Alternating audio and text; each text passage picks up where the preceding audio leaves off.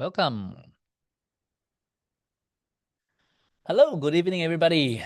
Stanley here, and welcome to our webinar number 42. Thank you so much for joining me this evening. I can see some familiar not familiar names, not faces. Ken, Hui Bian, nice to see you guys. Wilson, Henry, and Santa, and we have iPhone joining us as well. Thank you so much for having taking the time off to join me in this webinar today. And I have, as usual, been preparing uh, and give a lot of thought into how to present today webinar for you guys.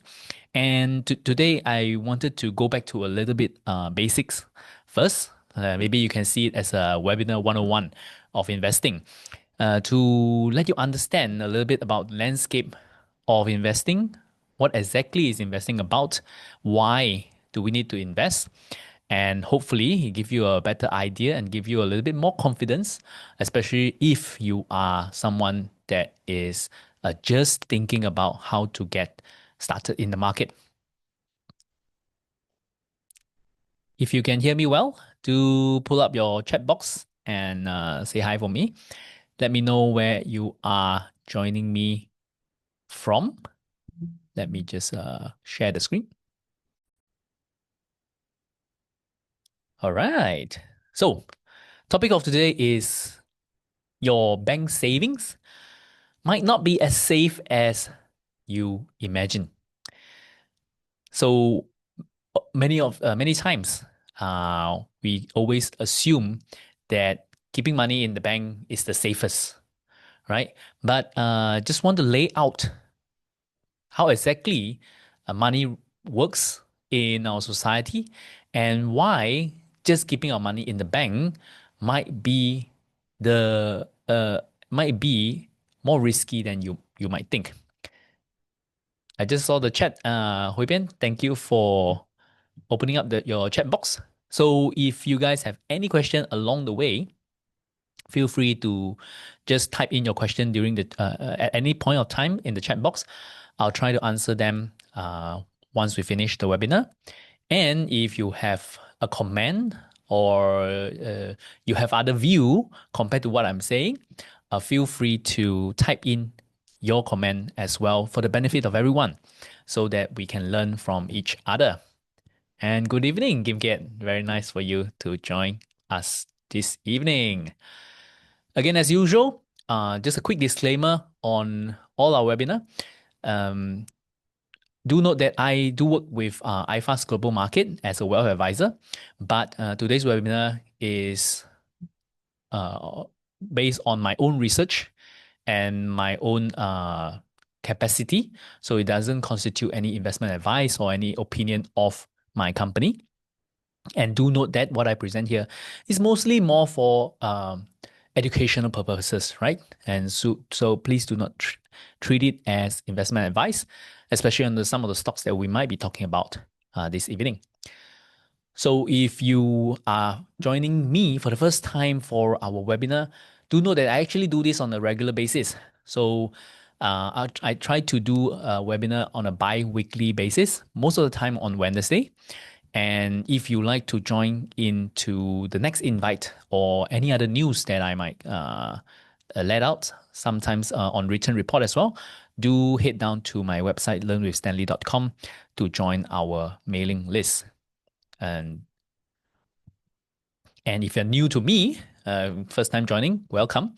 My name is Stanley, and I have actually been sharing content online for quite some time now, almost, I think, a decade now. And I think, almost 10 years ago, I have co-written a book called Value Investing in Asia with my dear friend, Chong Man Hong.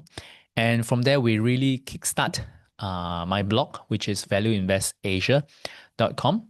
But today, most of the time, I try to share through my mailing list instead of through the blog.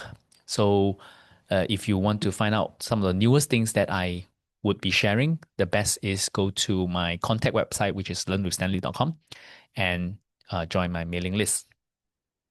Okay, and I have mentioned that I'm now with iFast Global Markets. Basically, iFast is a listed company in Singapore, and I'm attached to the Malaysia branch. And iFast is actually just a wealth management platform. So it's a platform for you to gain access to all your financial needs, be it buying unit trusts, setting up your EPF, your PRS, your bonds. Our company has an internal managed portfolios that you can take a look at. Even cash management, we do have some money market funds for different currency, and the rates is pretty competitive. And of course, a brokerage account for your stocks and ETF as well. So a little bit background on some of the things that I tend to always talk about compared to maybe when you listen to other advisors speaking. I try to not change a lot of my philosophy when I'm presenting my content, and they will revolve around some of these key ideas, which is over the past close to 20 years that I have been investing.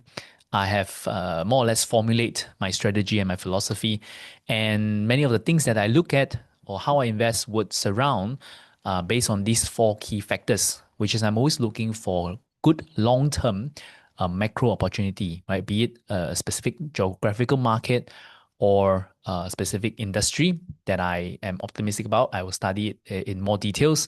And instead of chasing after many of the, I would say, fab or trending investment thesis at the moment. Say, for example, if everyone is talking about investing into AI and these are generally things that I try to avoid promoting during my webinar, and tend to focus more on risk management, which is how we can build a portfolio that can withstand the test of time and that not always chasing the next trend, right? What are the good funds or good stocks that we can focus on that can give us a peace of mind uh, in most general market cycles. So that's kind of a little bit different from how I plan out the portfolio.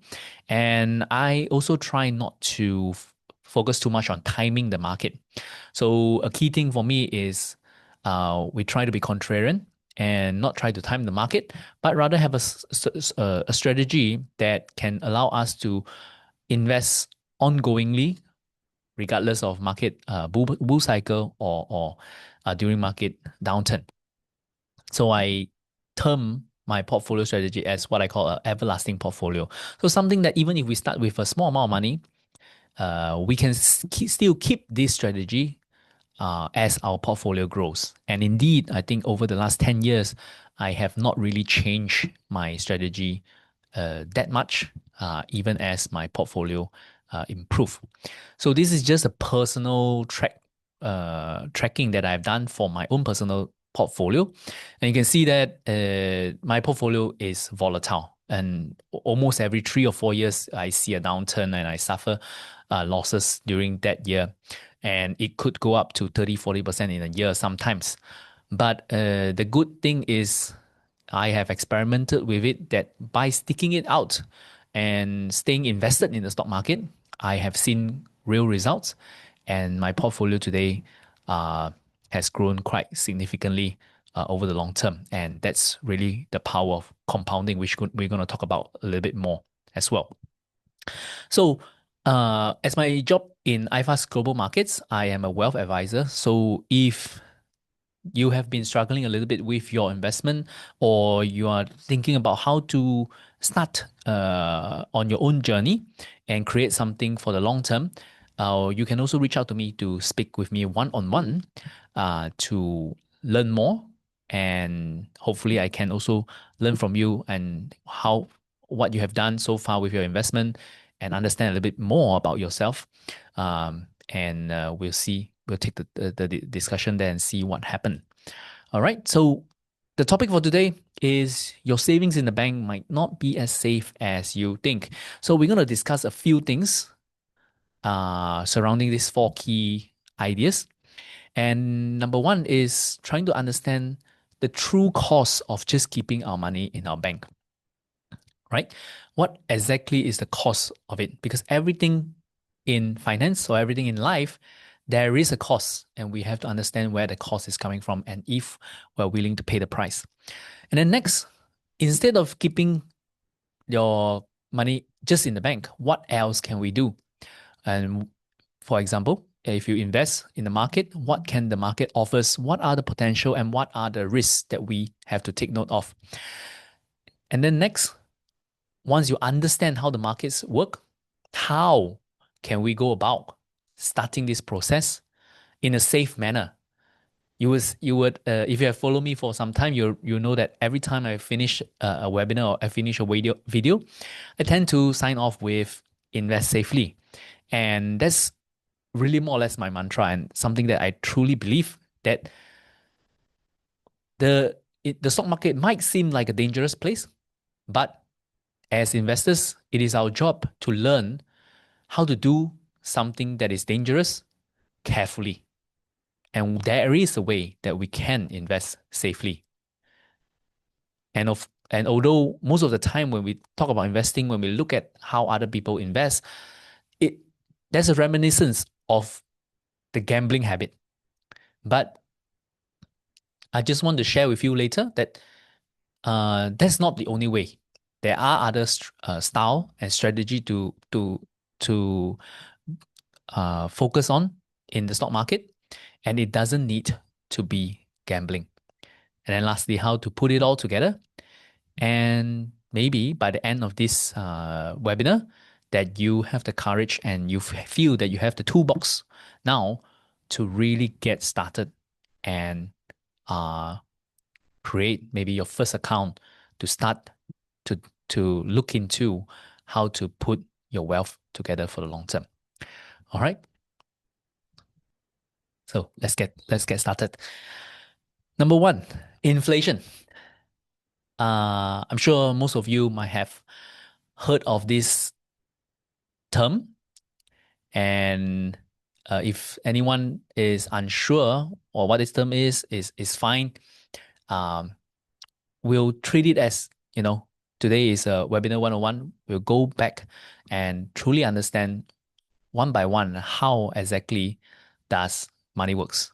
And the one truth of money in a normal economy, most of the time, we will have inflation. And it is the silent killer of our money. So inflation is basically the purchasing power of our money.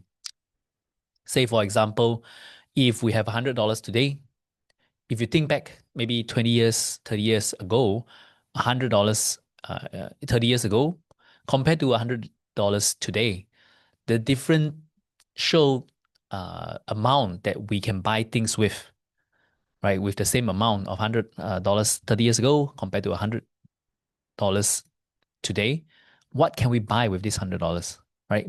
Most, I'm sure you realize that $100 today, we might not really buy a lot of things now.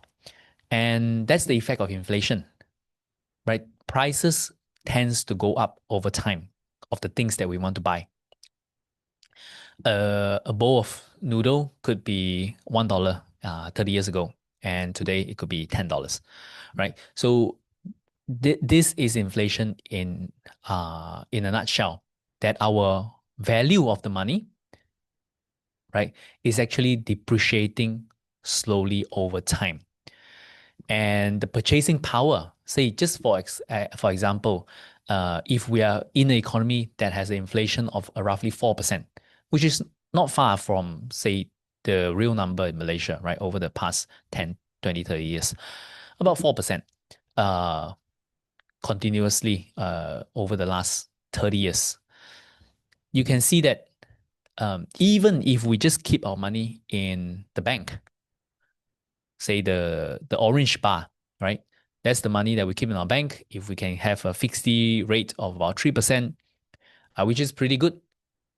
Now today, I just last week I just helped my mom to start to put some of her cash into the fixed deposit, and the bank is only giving her 2.55%, right?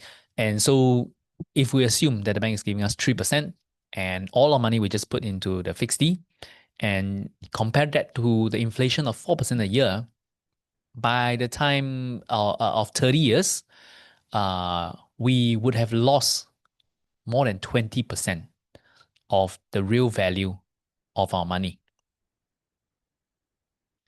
So our value of the money is here, but the inflation, the true value of the money, has already risen here.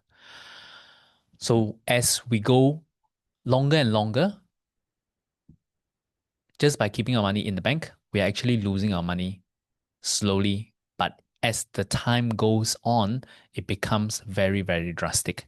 So if we have not put our money into, say, fixed deposit, we just put it in a savings account with zero interest, and our value stays the same, after 30 years, you might look at your money in the bank that, oh, I didn't lose any money at all.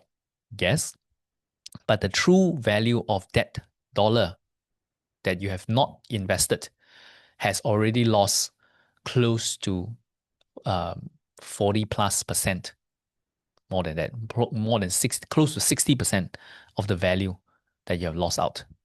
So that's the true killer of inflation.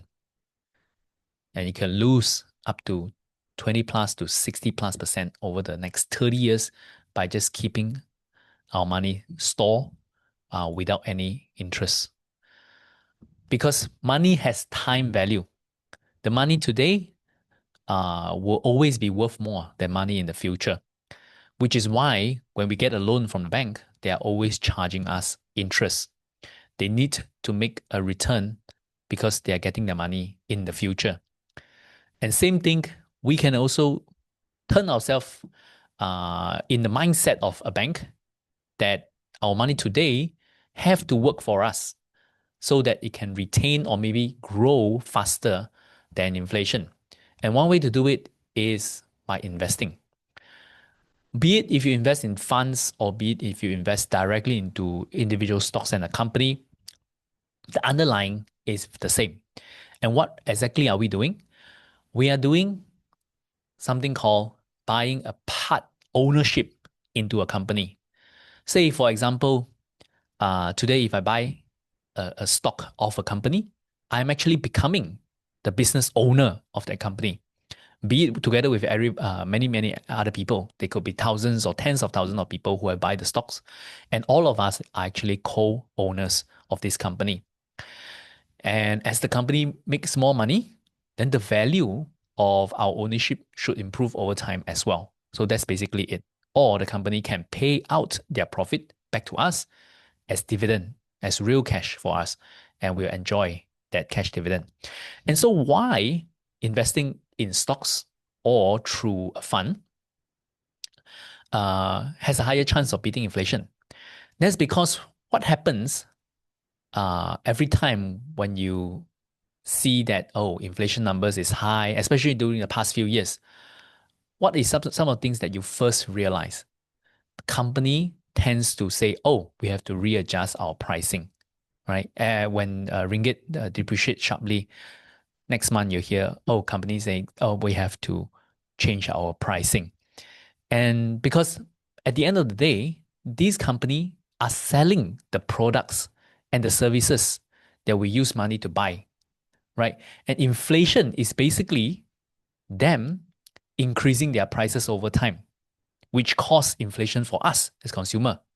So instead of standing over here as a consumer and bear bear the brunt of inflation that we have to foot out the bill of inflation, why don't we also stand on their side? As inflation come, they can raise their prices and they get to earn a little bit more money. And we are on their side and be part owner of the company.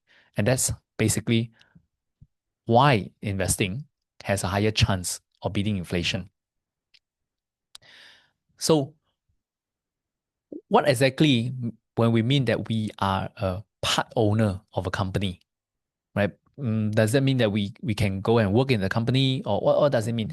So as a minority shareholder, as someone that maybe own just a few 0.00% of a company, regardless, if you buy one share of a company, you have some rights.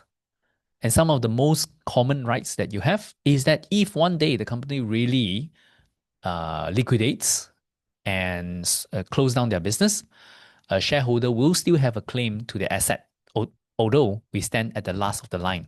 So they have to pay back their banks, they have to pay back their creditors, maybe the lawyers, the tax people. And then at the end of the day, if there's still some money left, the shareholder actually still have some claim to the asset of the company. Or when the company is still ongoing, still doing business and still healthy, the shareholder can profit in two ways, right? The value of our stock could appreciate as the company earns more and more people realize that this company is more and profitable, and they would want to buy the shares, and this leads to the prices of these shares going up over time, and we can have capital appreciation.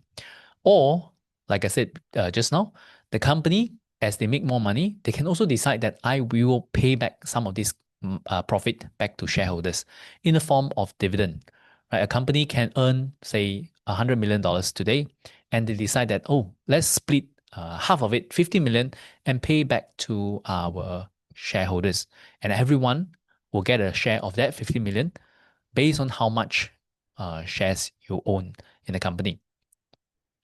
Other than monetary side, shareholders actually have 6 common rights, which is number one, voting right, which means that we, at any time the company has a general meeting, we have the right to attend the meeting, and we have the right to vote on whatever resolution that they wanted to pass, including hiring or renewing the shareholders, the directors of the companies.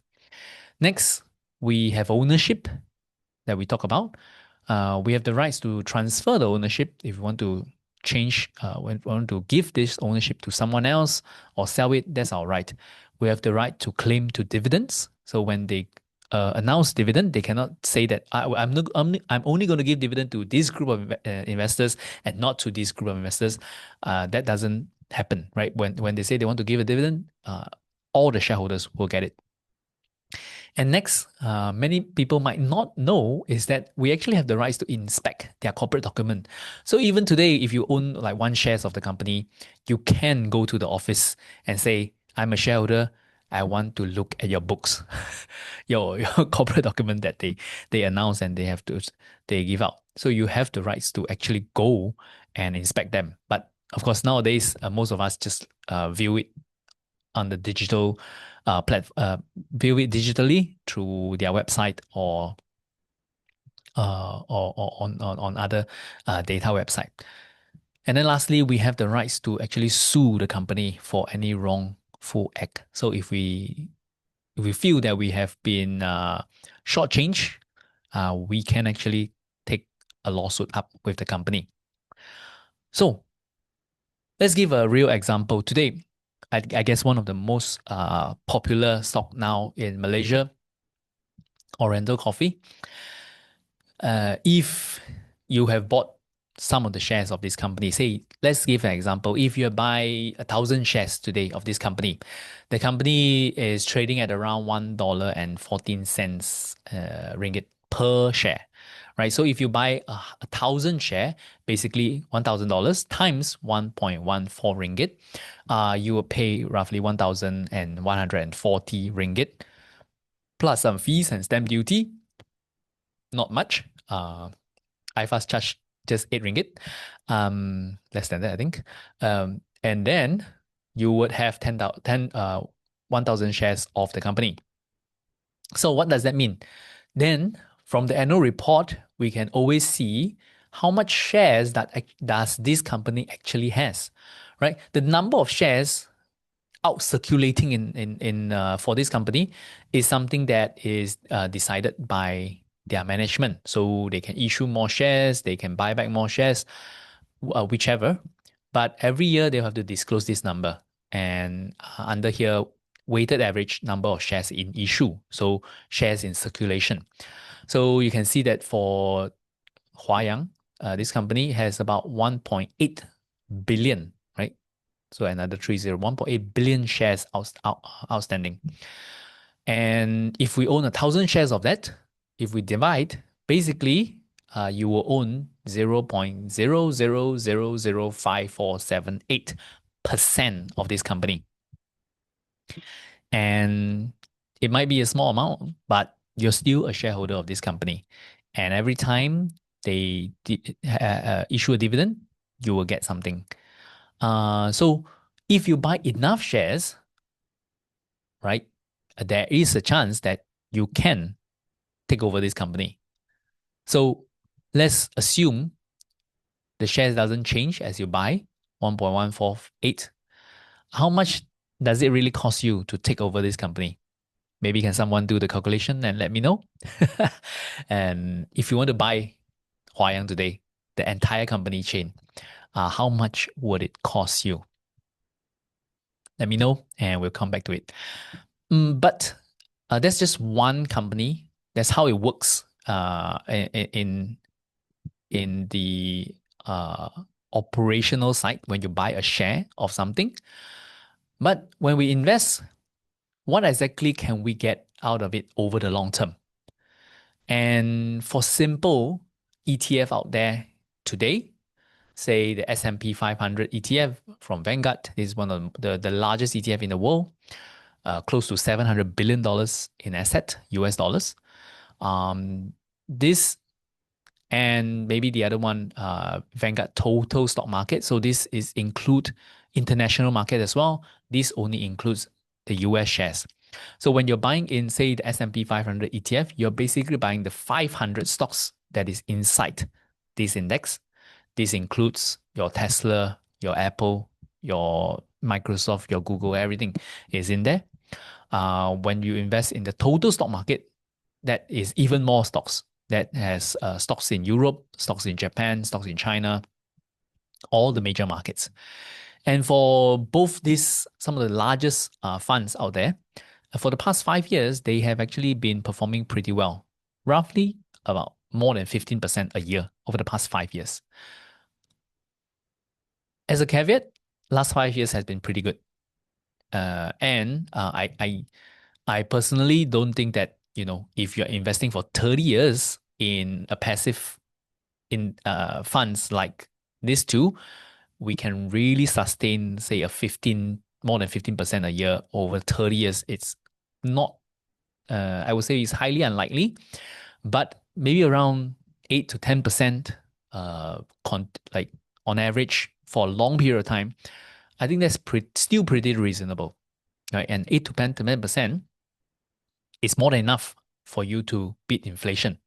Say, for example, if we are able to invest in something that can generate a 10% return over the long term, which is fantastic, you can see that our money is growing faster than inflation, meaning that, yes, by year five, I need to spend $1,169 just to buy equivalent amount of things that I can buy with $1,000 today. But if I have invested that money, my money would have grown to 1,400 plus dollars, meaning that I can actually increase my purchasing power over time because of inflation. And over a short period of time, a small amount, that doesn't seem like much. But when we invest for the long term and keep it as a habit, year after year, month after month of investing, every little percentage point can actually compound to a drastic differences. So this is just a tabulation. For example, if everybody start with $100,000 today and invest, and one person is able to generate 8% a year, one person is able to generate 10% a year, and one person is able to generate 12% percent a year, as we drag on longer and longer and longer, everybody makes money, yes, but that differential in percentage point, just 1 or 2% a year, can compound to millions of dollars, and it become larger and larger over time as we drag on longer. Warren Buffett, one of the most famous investor of all time. Even people who don't invest know who he is. And it's interesting that he is the richest, one of the richest person in the world today, and we know him as one of the richest person in the world today. And yet, 99% of his wealth is actually made after the age of 55. Let me say that again. 99% of Warren Buffett's wealth is actually made after his age 55. And he started investing um, at the age of 11, right? And what's interesting is he more or less became a billionaire. His wealth passed the $1 billion mark uh, at age 55. And today, even after giving so much of his money away to charity, his wealth is still more than $100 billion, right? If he had kept all this money by himself, I'm sure that this figure is even more, right? And this is the power of compounding. The longer we wait, the longer we stay patient in the market, if we are able to manage our risk, number one, if we're able to spot the good long-term trend and avoid catastrophe mistakes, the market generally still will reward us over the long term. And you will be able to see that compounding effect longer and longer over time. But the market is not always kind. It will not show you the compounding effect in a straight line, right? And we always hope that we are able to spot it, right? We always hope that we are able to buy here, sell here, then we buy here again, then we go up, we sell here, and we buy here again, right? We hope we can do that, but in fact, it is very very hard, and I have honestly never seen anyone being able to do that consistently over the long term. At least no human has done it. Uh, so far that I know. And you can see just in the last 10 years alone, how many of major crash or major correction we have seen uh, over over over the last few periods. And some of it can be quite drastic and can be quite long. Just for example, over here, it took about 2 years, 2.5 years to just go back to the level it was before. So the market is not always kind, but if we have the patience, we will reap the reward, which is the magic of compounding. And here it comes to the first error of most investors who is getting started, is that they ignore this compounding effect and they stamp on the brake of investing far too easily. Just for example, maybe before we go to the next slide. Just for example, during COVID period in 2021, maybe 2021, maybe, yeah, when the bull market started, and most of us are stuck at home, nothing to do. Everybody got excited of investing, and everybody start investing in everything out there, whatever growth stock, whatever stock is out there. Everybody is very excited to invest, and then comes after 1.5 or 2 years, the first crash, and many people get this illusion during that time and quit investing altogether. But there is a few, if you stuck with it and learn from the mistake and continue to invest, I'm pretty sure by today you would have seen that your investment has grown ahead of of that crash. And many investors fail to do that because we always cancel out the compounding effect. Say, for example, even if today we get started in investing, if we make some money, our tendency is, oh, let me cash in that profit first, and I'll keep it. I'll keep that profit, and I come back and I will invest again with just $1,000. Maybe even from year one, maybe you earn 10%. you have made $100, and you take out the $100 and say, oh, let me lock in that gains, and I'll just use back $1,000 from here. And then every year you do that. But when we see a market crash, uh, a lot of us would hold on to that and hopefully wait for a few years for it to recovers. And by the time it recovers, one or two things happens. We either quickly sell off and never invest again because we see that, oh, our portfolio come back to green a little already. Let me sell off. I don't believe in investing anymore. I don't want to touch investing. And then you lose out on the future years of gains. Or again, every time you make a profit, you feel that you should be more conservative and save that money out. And what we're doing then is that every year we are restarting the compounding effect. And even after investing after 10 years, you will not see it because you are interrupting the compounding effect.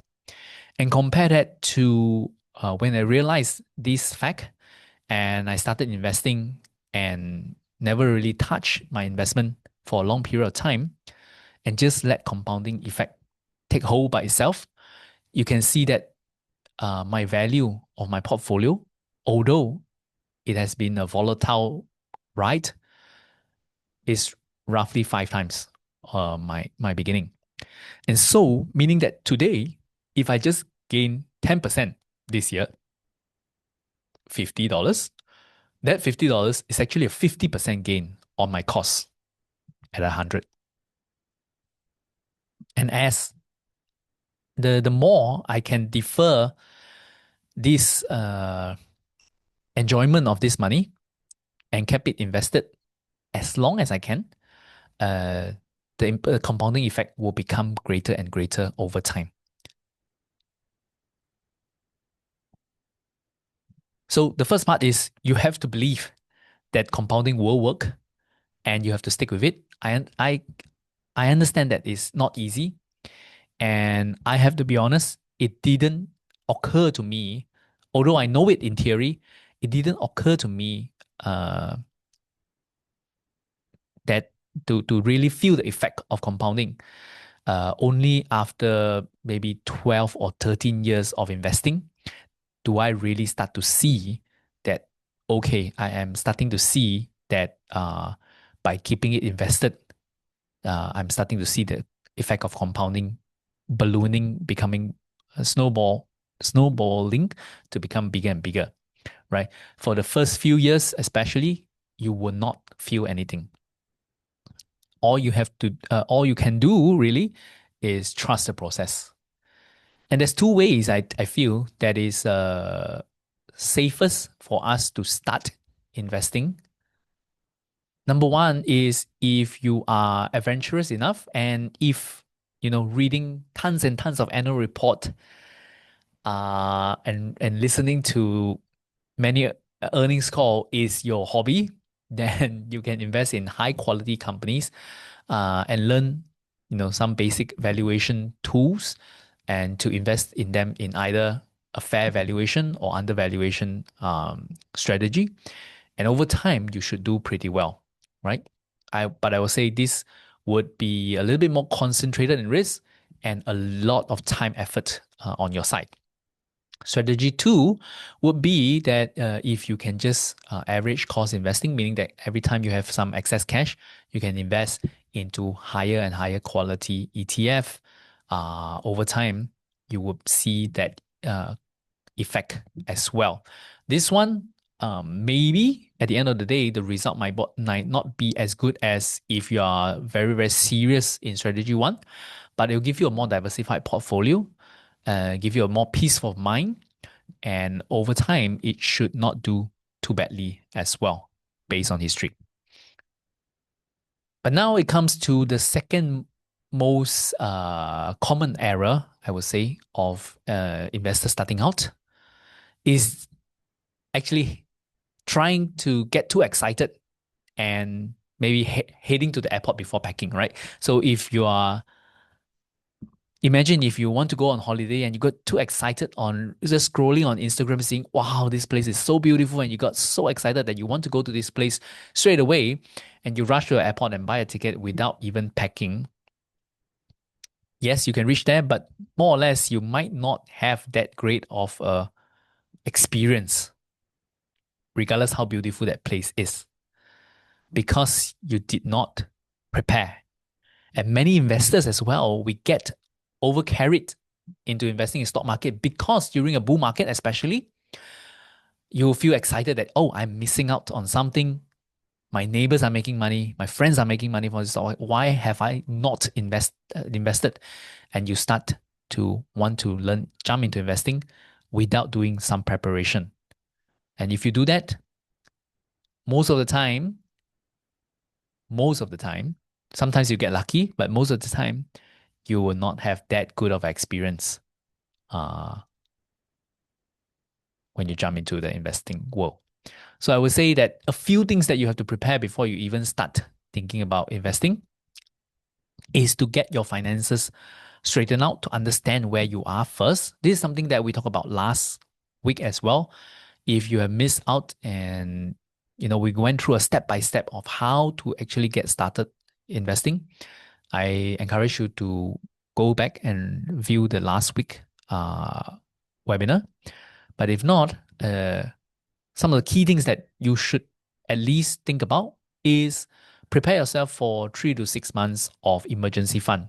So what I mean by 3 or 6 months is you at least work out what is your monthly expenses. I understand some of the expenses might be yearly, say insurance payment or things like that. But a key way that I do is take the entire expenses out for the last year and just average out per month. So you know roughly per month how much money you need, and keep at least a buffer of 3 to 6 months of cash in this emergency fund. So this would be money parked in just your bank, in a money market fund or in fixed D. Some of the banks are offering, I guess you could get potentially up to maybe 3% uh, in fixed D or something. But even for IFAs, we have money market funds that for ringgit is giving you a roughly about 3.4% at the moment. So, uh, so those are more liquid cash that, in case, as the name suggests, of emergency, you have access to this money straight away. So to make sure that your livelihood is not affected. Okay, so we'll lose a little bit of money not investing, but it gives us a better peace of mind when we have it. Next is clear out high interest loan. Because as we have mentioned just now, if you can reach a target of 8 to 10% a year over the long term, it's considered fantastic. It's considered pretty good. Uh, and compare that to if you have high interest loan like your credit card or personal loan, those could charge around 24%, 26%, 30 plus, even 100% a year. And on top of that, sometimes they have additional fees that they don't charge as interest, but rather as fees. And all the cost in, you have to ask yourself, can you really earn more than 30% a year? If not, it's better off if you use that money to clear off that debt and you save in that interest of 30% a year. So that's number two. And like I said, these are historical data, right? US stocks, global stocks, you can see over 30 years, stocks about 9 to 10% a year, REITs about 9%, emerging market stocks, your China funds or Malaysia funds, maybe 8%. Gold, even though it has been on a great run this year, over the long term, about 6.67% a year. And of course, bonds, maybe even lower, right? So these are your reference point of how much generally of a target return that you can look at by investing. And so if you have loans that is above that, above 10%, it might be a better choice to just pay off the loan, right? So this is something that I do for some of my clients, uh, if they need, right, to understand a little bit more about their own finances, do a systematic financial planning for them through the help of my software. And we can also run scenarios, right, on their insurance planning based on critical illness or their life, or some financial goals that they might have. They are saving up to buy property or have a child, things like that. We can do simulation of how that would alter their cash flow and how they should think about investing in that context. So if you have all that done, then I would say that you are ready to get started, right? Ready to buy the ticket for that holiday. And right now, a key strategy that I feel that I think is most suitable for most people is what I call ETF plus portfolio. So the majority of it will be looking at ETF. I think the selection of ETF out there right now is more than enough for us to build a very, very diversified and very, very strong portfolio. So this is just an example from my own iFast account. Not the latest one. Maybe I can share with you the latest one later. But more or less, by crafting out a portfolio full of ETF is more than enough for you to build a well-diversified portfolio. And if you're starting in investing, now comes the third most common error of new beginners, new beginning investors, which is treating the stock market as a casino, right? If you treat it as a casino and taking a chance on different stocks or different funds just to earn small amount of money, say for example, what I mean is, if you are someone that is earning, 5 figures a month, maybe $500,000 a year, and you decided to, okay, I'll buy like $2,000 of stocks, and you keep your investment like this. So it becomes like a play money for you. If that's the strategy, yeah, if you're starting out, that's fine. But if you're treating it like a casino to invest in something and hopefully maybe when you earn, you feel that I make some pocket money, and if you lost, then you feel that it's just a game. I can take the loss because I'm a high earner. But you never truly be able to build long-term wealth with that strategy because your portfolio will always be uh, too small to make any meaningful impact on your entire wealth, especially when you're a high earner. So a more effective strategy would be something that I call dollar cost averaging, meaning that you have to make a long-term commitment that if I'm going to use this instrument and this asset class to build wealth for the long term, then I'm going to commit that how much I'm going to save every month or every quarter, an amount that you can realistically do, right? So, for example, if you are saving $2,000 a month, even by not doing anything and just keeping that money in the bank and just adding 2,000, 2,000, 2,000, 2,000 every single month, in 20 years, that will be $500,000. And if you're able to do that and invest at a reasonable amount of 6% a year, that $500,000 can grow to 900,000, all starting from a few $1,000s a month. So the input must be as consistent as the output, right?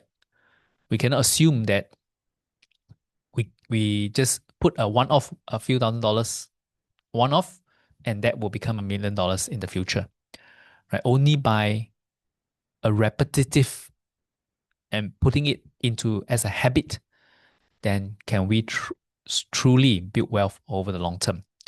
And something that this is just an example of a portfolio that I might plan out for my clients based on their particular case, but this is for illustration purpose also only.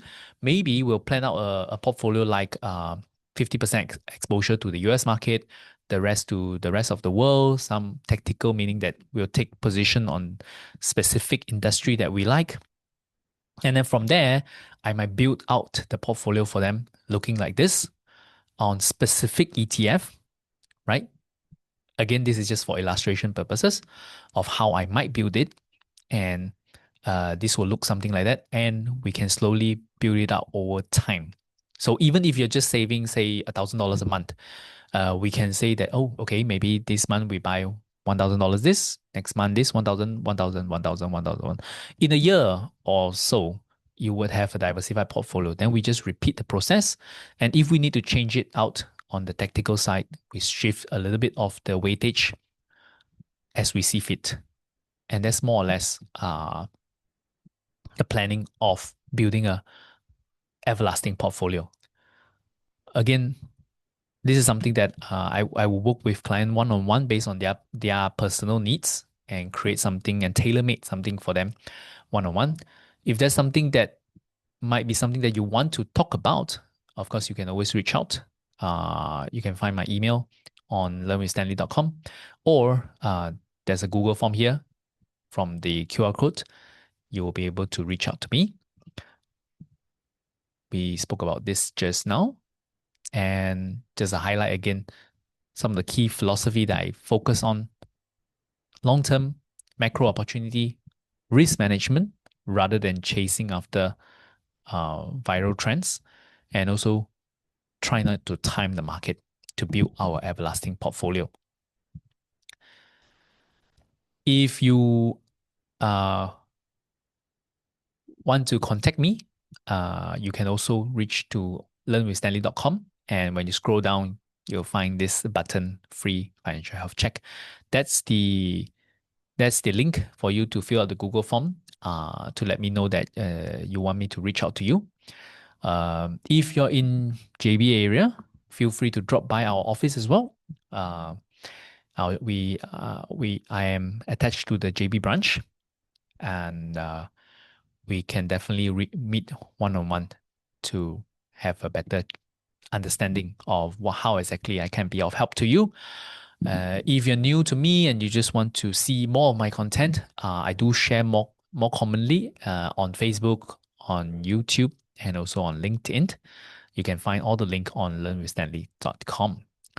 So if you have any question on what we talk about today, on portfolio management, on maybe some of the situation that you are facing with your portfolio, feel free to pull up your chat box and let me know. While you're doing that, this is my spin-off segment, which I always try to end with. So this is something a little bit more lighthearted, not finance related, but something that I have viewed or read about over the last week or two, and I just feel that it's important to share with you. And this is an interview with Novak Djokovic on this podcast by Jay Shetty on Purpose, and one of my favorite podcasts, and one of my favorite sportsmen. As an amateur tennis player as well, I have been following Novak Djokovic for a few decades now, and he is really amazing as a tennis player. And something that strike him out a little bit compared to other tennis player is that he's pretty spiritual as well. And he talked a lot in this interview about how do you train the mental game, the mental side of the game, and how you train your mind to be positive thinking, to be calm, to be composed, like training your body, right? He said the brain is also a muscle, and like any muscle, it can be trained. And I feel this is very true. And also, this is also very, very beneficial for us as investors as well. Because one key thing that we have to note on investing is that it will stir up emotion in you and make you very, very nervous in times of market crisis. And how we react to that and how we behave during that period can be a very, very impactful part of our investing journey. And if we are able to calm our mind during this period, then you will make yourself a much better investor in the long run. And it will be better for your body and definitely much better for your wallet as well over the long term. He also talked about how food affect us emotionally and some things about the tennis game on how passing the torch to the next generation. But overall, it's a great podcast. Very long, about 2 hours, but definitely worth your time. I tend to listen to it when I am driving or I'm traveling. So a little bit here and there, and you'll get past the whole podcast very very quickly. So I just want to end with a quotation from Rumi. This is a Islamic scholar and poet, very very famous. And I've been reading up on some of his things. And this is a quote that I think he made, if I'm not wrong. And he said, "Yesterday I was clever, so I wanted to change the world. And today I'm wise, so I'm changing myself."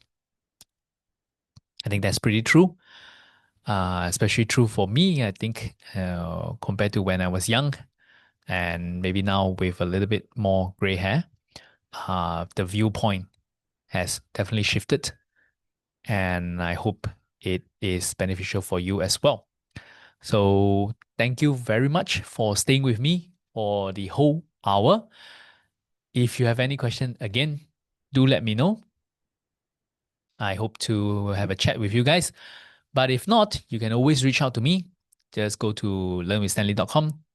I love to hear from you. Thank you so much for spending the hour with me. I hope you enjoy it. I would see you again very, very soon, next Wednesday. Remember to fill in our email list from learnwithstanley.com. Just join the email invite and you'll get the notification next week. Thank you again. And till we meet again, guys, invest safely.